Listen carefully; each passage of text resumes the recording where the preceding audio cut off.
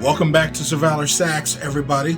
Today we're going to go over the one thing that you can do that's going to make you a better saxophone player. We've all fallen into this trap where we've been practicing stuff and practicing, and we feel like when it comes time for the gig, we haven't really made any improvements. So what is that one thing that's going to help us become a much better saxophone player? That one thing is integration. We often learn a bunch of scales, we learn our overtones, but we don't learn how to integrate those practice routines into actually becoming a better saxophone player. So let's go over that in this video. Let's do it. I just finished my saxophone sound development book. I'm calling it sound development instead of tone development because there are 5 things that are essentially inseparable from your tone. So we got tone, subtone, what percentage of air is actually flowing through the saxophone when you play, articulation, dynamics, vibrato. These are the things that are just inseparable from your tone. Okay, so when we want to apply these things, which is scales and overtones, to our practice routine, we need to be very conscious about these things. Take a listen to this.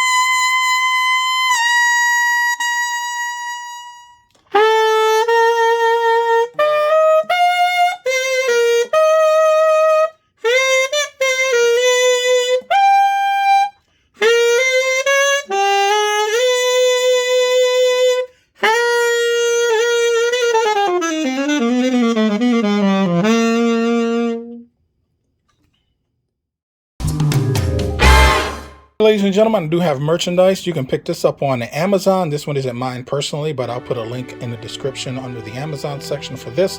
I love this thing. It's just a really nice saxophone mug here. I want to show you guys this thing also.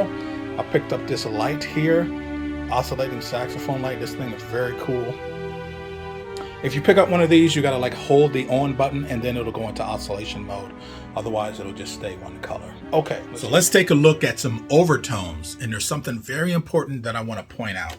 I'm gonna also work in some multiphonics because it allows you to be able to hear the overtones a lot better. Just gonna play a B flat major scale.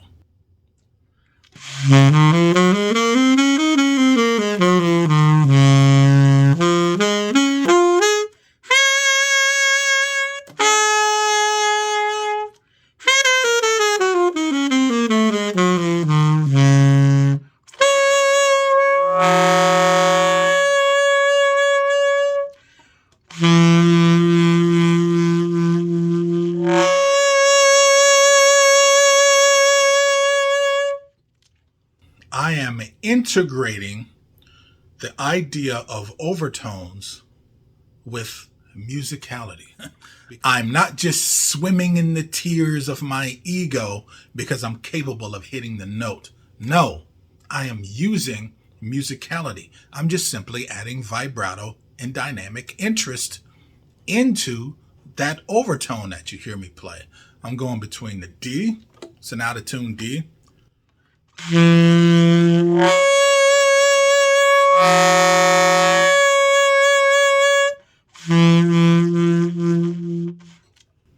I'm thinking about subtone, I'm thinking about dynamics, I'm thinking about vibrato. So one of the big key ingredients that you need to add into your practice routine is whatever it is, whatever mundane thing it is that you're practicing, you need to be using it, practicing it musically. Think about subtone. Let me push a higher amount of air through the saxophone when I'm doing this. So that way, when I'm on the gig and I hear myself going in that direction, I instantly add musicality to it. I'm thinking about dynamics. I'm thinking about articulation into my mundane practice routine. So let's talk about scales. So people practice their scales. Man, I struggled a lot with this when I was in college. I'd practice all these scales and I had this fantastic technique. And then it came to play a jazz standard or blues, and it was terrible. I didn't know how to apply any of it. So I'm like, man, I'm not really cutting this blues. I better go practice my scales. And then you go and you do this.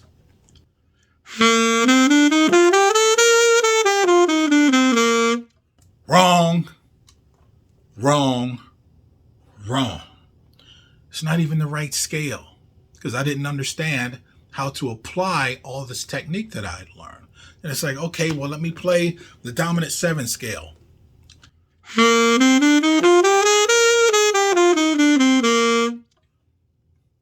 Most boring sounding scale I ever heard in my life. So when it comes to practicing your scales, you should always be thinking about its value in terms of its musicality. So the best way, if you want to learn the blues, you want to get good at it, start sounding like you're actually playing the blues, start with this simple arpeggio.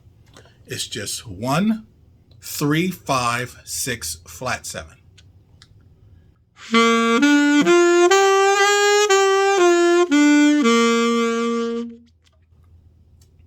Remember in elementary school and you had one of those like early lesson workbooks and you learned that thing and you were like, oh, I do this to this day, especially when I have to play a blues in some key that I haven't played it in a very long time. I just go back to the basics, 1, 3, 5, 6, and flat 7. And I play it with this rhythm.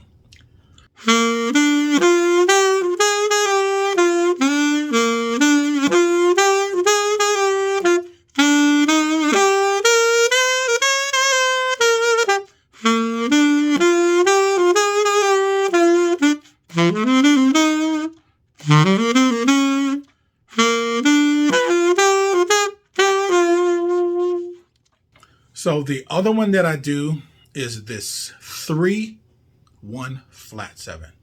And I'll scoop into the 3.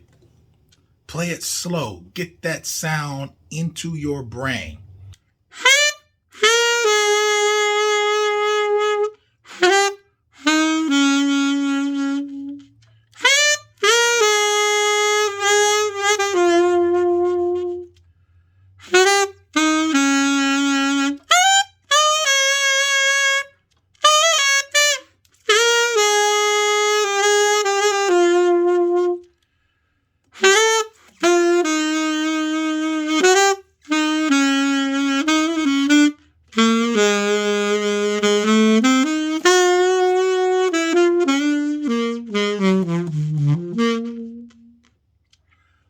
Okay, even if you're fooling around with it and it takes you into some goofy direction, work your way out of it.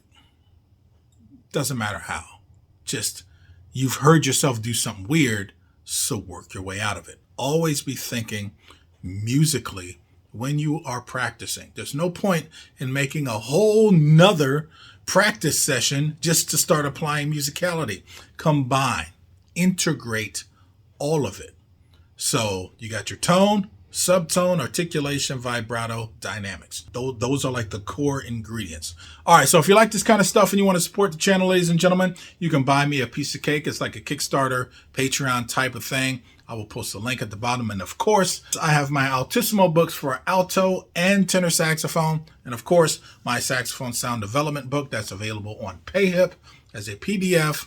So you can check me out there. I also have some free stuff on there from some other videos that I've done. This is my Alora 580 Chicago alto saxophone, ladies and gentlemen. You can pick this up on Woodwind Brasswind. I do have an affiliate link with them. And this is my Van Doren A6 Plus V16 mouthpiece. They are always running some amazing specials. And I mean like amazing. I think there's 15% off on some really top quality stuff like Kyleworth in particular. So some of those high-end instruments, you can get a really good deal. They're always running something, but be sure to check that out. I will post a link in the description below. So thanks for tuning in, ladies and gentlemen. That's all I got for you. See ya!